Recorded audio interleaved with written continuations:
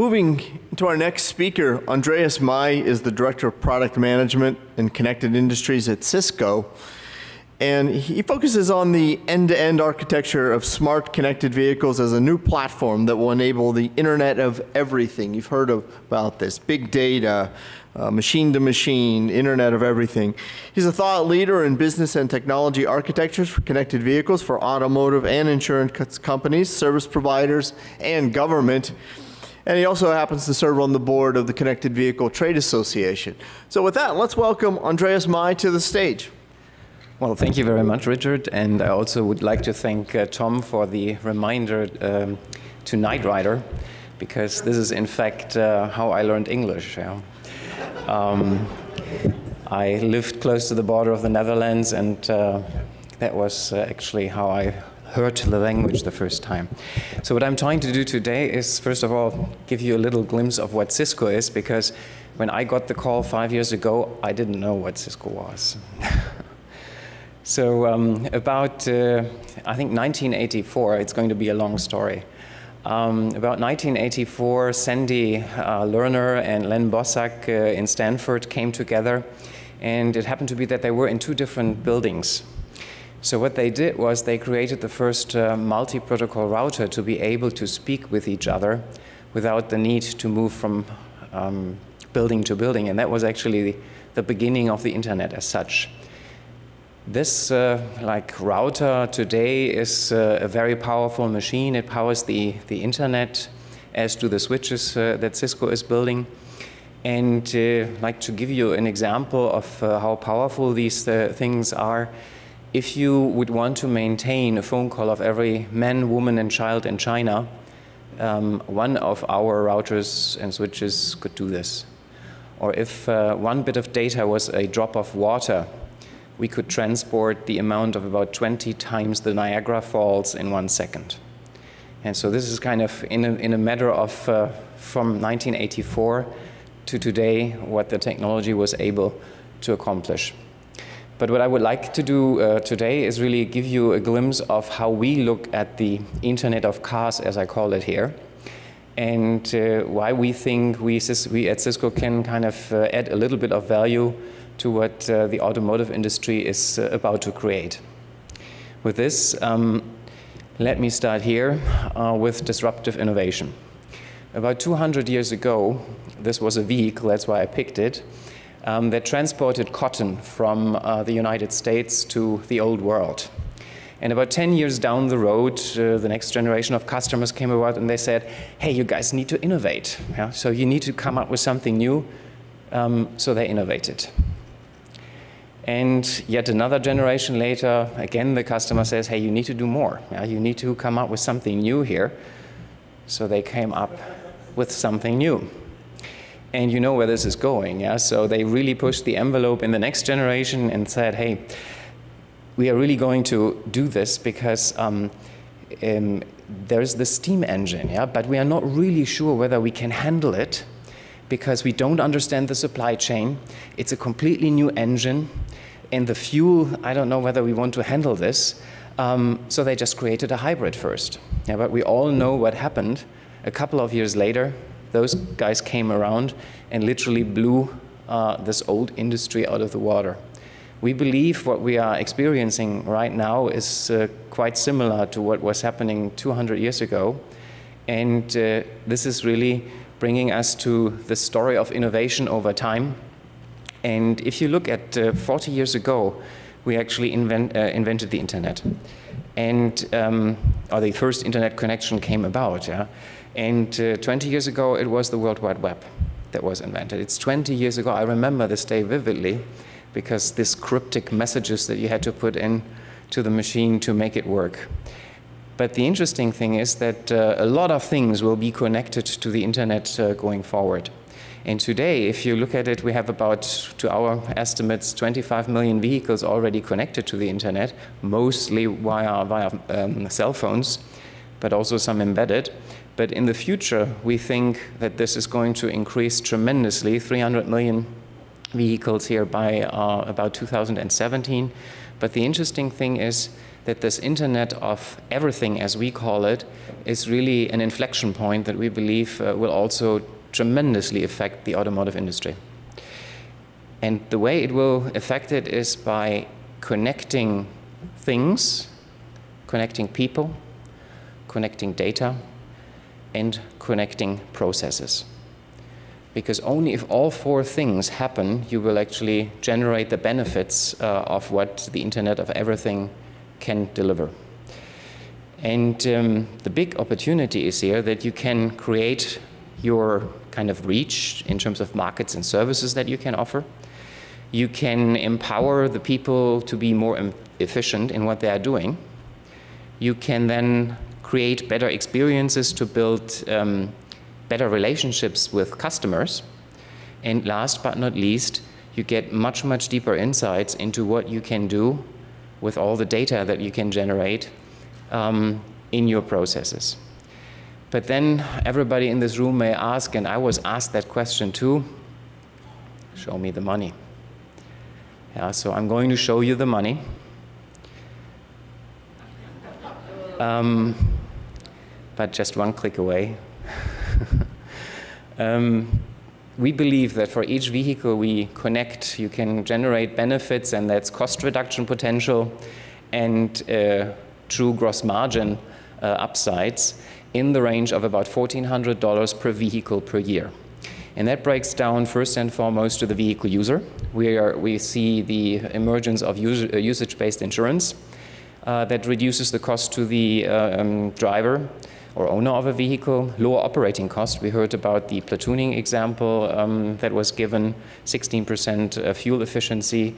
We also will spend less time in traffic. Yeah, every single commuter in the United States, as you know, spends about 40 hours in congested traffic, and we will be able to abate some of these problems. Society will also benefit. According to our estimates, that translates into about $400. And again, I'm kind of building on the example of platooning. According to some studies that we have read, you can up to quintuple the capacity of one vehicle lane if you use platooning, and can at the same time increase the travel speed on this particular lane. So this in itself is a tremendous saving for the governments that simply don't have to build as many roads anymore if we had this technology in a more kind of ubiquitous way. But then we are coming to your industry, the automotive industry, that is represented here. And here we see tremendous opportunities in terms of remote diagnostics and prognostics. Some of the customers we speak to actually make a business case just built on that, because the cost that can be saved through prevention of warranty costs or kind of earlier detection of quality spills is tremendous. But in addition, the provision of access to the customer base that is sitting in a vehicle as a captive audience, so to say, is another big opportunity to tap new profit pools. And here we see on the kind of last element here, the emergence of many new businesses. One of the ones that really kind of resonates with me all the time is parking. Because, as you know, 17 to 21%, I think, of traffic in cities is people looking for parking. So if we create a marketplace that allows people to find parking faster and also utilize the available spaces for parking providers more efficiently, there's a win-win situation. And we just, I think, are at the cusp of seeing a lot of these businesses emerge. But with this, we see a tremendous change happening in the automotive industry. And here's again the connection of people, processes, things, and data. And we see that this will help us with connected vehicle to really transform the traditional vehicle value chain. And I think it ripples really through the entire value chain of an OEM. But even more importantly, it's about connecting the mobility value chain. Because all the elements like energy, like service providers that are present here as well, with Verizon, for instance, who is speaking next, infrastructure, ITS, and all these new services offer an opportunity to change the business model. And what we see emerge is really a new battleground from building cars to selling travel time well spent. And in order to to become reality, you also need to connect the value chain. So it's not about just connecting the vehicle, but it's also about connecting the vehicle with another value chain that can deliver a part of the value add that customers will expect going forward. And a good example here is on the bottom left, Streetline, again, the parking example, the company we are also collaborating with, but also other companies that are, let's call them non-traditional suppliers of the automotive industry. And we believe there is a model of partnering necessary to deliver on the promise of the connected vehicle. But what's the cost? The cost of a better driving experience is actually making the data available. And we recently polled about 1,500 customers around the globe, and we're surprised to find that 74% of customers were willing to share their data in return for value that they can get in return.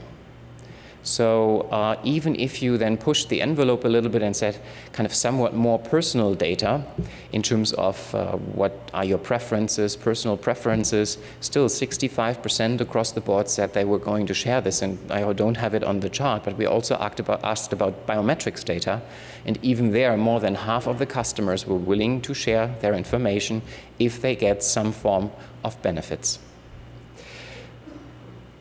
But then there's the other question. Now, who can really control what cost element of this value chain, and who can, can control the value drivers? And on the left-hand side, to our estimates in the beginning at least, we see about 18 gigabytes of data per year necessary to support the services that we have found in workshops with our customers to be the major profit pools or cost reduction opportunities for the industry. And only the bottom two, the elements of vehicle care and the elements of safety security, which is a focal point of our discussion today here, can really be controlled by the automotive manufacturer. All the others, in particular the cost elements of the business-to-business or business-to-government platform to provide this platform to develop and deliver services, the navigation element or location-based service element, or last but not least, the very data-heavy infotainment and productivity element, is something that others control or have a better handle around than the automotive industry. So the question is, how do you divide this cake? And this is, again, I think at the moment everybody is trying to fish in everybody else's pond, but I think we need to figure out a way that we all can feed our families, but at the same time make this work together. The fuel of the Internet of Cars, in our view, is big data. And I really like the data points that Jim presented earlier on, because if you extrapolate the numbers that he gave us, he said, I think, about 9 billion messages were collected over roughly a year for 6 million miles traveled. If you extrapolate this with the 3 trillion miles that are traveled in the United States, you actually get to 5 quadrillion messages per year. And that in itself, and that's just the ITS element, that in itself is a big data problem that I think we have just started to get our arms around. And then you have all the other elements for the telematics service providers, for the usage-based insurance, for the EV clearing element, or the, let's say, emerging businesses, which I labeled here and more, that will produce a tremendous amount of data, a tremendous amount of value. With this, we see the following evolution, or the following definition of big data. The first element, or the first plane, is really the public internet. That's where companies like Google or Facebook or Apple are extremely strong. The next layer is the enterprise internet, and that's where IBM, SAP are playing. That's all the, let's say, enterprises that have their own kind of data pools available to them. And then we have this, where we are really at the cusp of Internet of Things coming our way, where you create a smart grid, where you also create connected vehicles. And last but not least, we have the network of things. Because if we look at, in particular, the use cases that we are discussing here, ADAS, we need sensor fusion. We need the element of secure networks, but at the same time they need to transport data points across subsystems in a vehicle. And all of that needs a very high compute power. All of that is a lot of data that needs to be transported. That's why we believe that IP in a vehicle network has a very good future to come.